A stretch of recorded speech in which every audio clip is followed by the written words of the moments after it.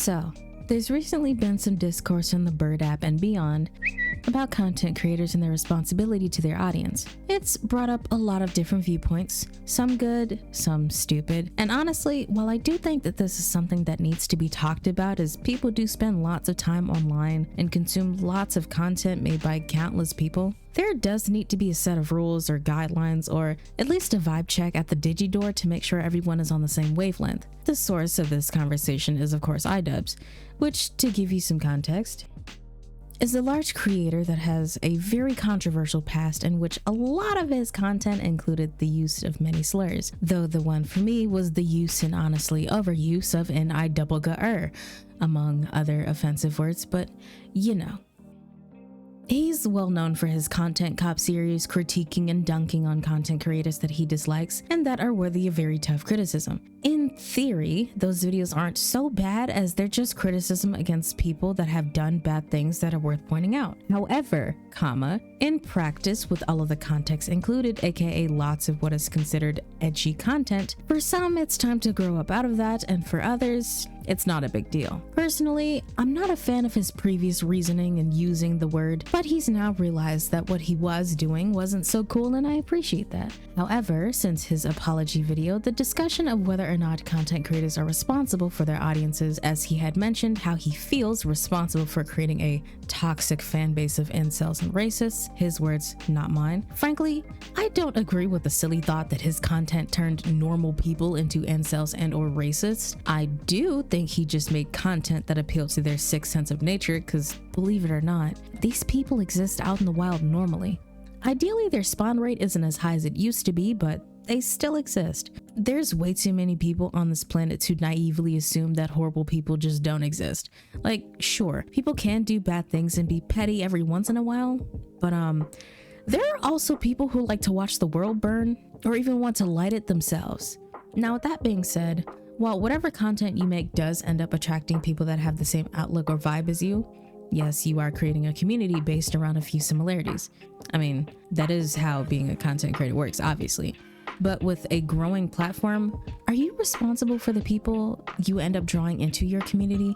To me, I really don't think that this is a question that can be answered with a simple yes or no, considering again how vastly different the types of people and content there are. The real answer is that this needs to be evaluated on a case-by-case basis, but with the given benefit that you aren't fully responsible for your audience, unless they're kids. And even then, you're still not responsible, as they're most definitely not your kids. The problem I have with the argument that you are responsible for your audience is the assumption that your audience can't discern between the creator being serious or even just taking what's being created as simple entertainment. Basically just saying that you guys are stupid. I'm sorry, I can't reduce even my small audience to simple or even no-minded people. I have faith that most, if not all of you, have mostly or fully functioning brains that work. We can be mature people and have conversations and agree to disagree. I do put disclaimers up on videos as a standard practice, but I genuinely have faith that y'all aren't degenerates or the type of people to harass those mentioned in videos. Of course, that can't be said for other fan bases. But with that being said, it should be important to see whether or not they're being told to attack, or if it's just from the sheer inner will to cause chaos. Has this creator actively told their fans to go and do something for them to someone else? Probably, most likely, someone they don't like.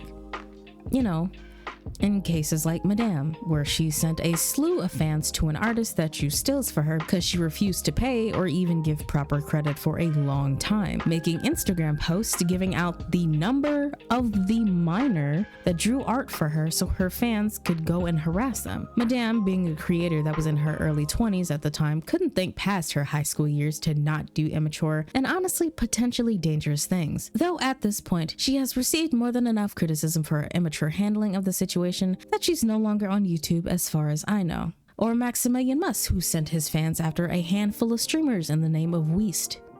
Weast? I don't know.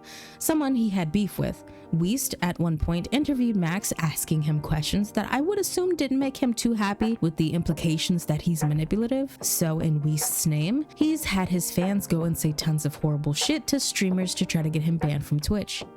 Or what about Dream, where his fans have been in countless harassment situations?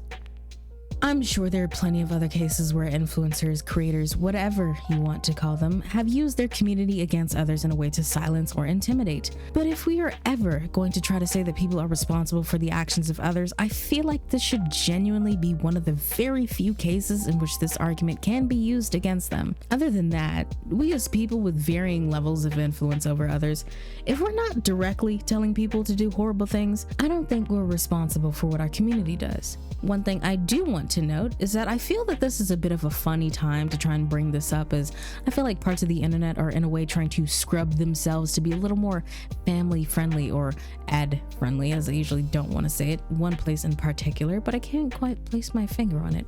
But it seems like there's a lot more self-policing in certain areas of the internet to keep these platforms profitable. God forbid, I am not saying that we should go back to the older versions of the internet. Sure, there were some good times, but I'm also sure when you hear the term live leak, you have fond memories of traumatic images and videos you witnessed during those early days too. While there does need to be a level of decorum, I don't appreciate having to censor myself so heavily, which introduces the kids aspect of all this. Yes, newer generations are more likely to stay inside with a phone or tablet, so kids will be everywhere.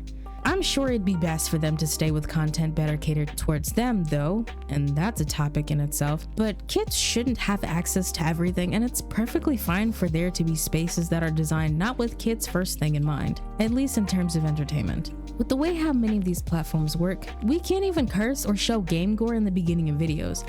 Granted, excess of both can be a bit much, but with knowing that it's not real or it's mostly just a word to emphasize or spice up whatever's being talked about, it really shouldn't be a big deal. I mean, how else are we supposed to grab your attention? But to not feed into all the doom and gloom of this subject, there is some good to come of people with these ever-growing platforms that have some influence, donating to charity, raising and spreading awareness to many causes, or even doing something to help a fellow human in need. The creator can claim or defer the responsibility of their good deeds or good influence, as it should be looked at having these massive platforms that have a level of responsibility.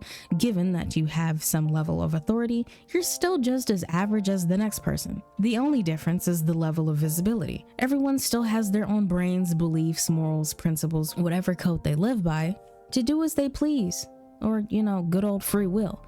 So at the end of the day, the only one who can go through with those choices that you make is you and no one else. But anyways, I wonder what your thoughts are on this. Do you think we as public figures have all responsibility for what others do, or do you think people have the free will to act as they please? I also do apologize for my long absence, but I do have a lot planned, so until next time, stay high, stay hydrated, stay out of trouble, please, and I will see you guys next time. Bye-bye!